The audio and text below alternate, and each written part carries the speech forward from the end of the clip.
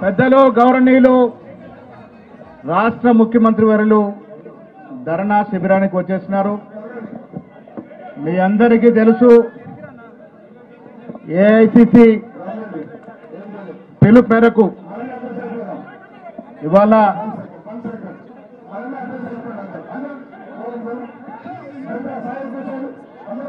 అందరు కూర్చోవాలి. దయచేసి ఎవరు నిలబడద్దు. రామాన్ని వెనకొచ్చేసేయండి. ఎవరు నిలబడద్దండి దయచేసి. ఎక్కడ వాళ్ళలో కూర్చోండి దయచేసి.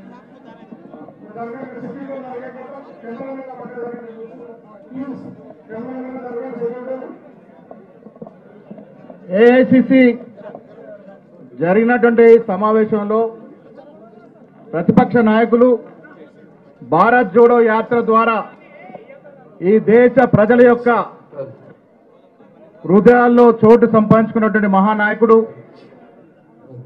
ఇవాళ మూడవసారి 400 సీట్లు పై వస్తాయని ప్రగల్భాలు పిలిచినటువంటి బీజేపీకి ఒక గుణపాఠం చెబుతూ పెద్ద సంఖ్యలో సీట్లు సంపాదించి అధికారం కొద్ది దూరంలో ఉండిపోయినప్పటికీ కూడా కుంగకుండా ఈ దేశ ప్రజల కోసం మేము ఎక్కడ కూర్చోవడానికన్నా సిద్ధమని రాహుల్ గాంధీ గారు ప్రతిపక్ష హోదాలో కూర్చున్నారు.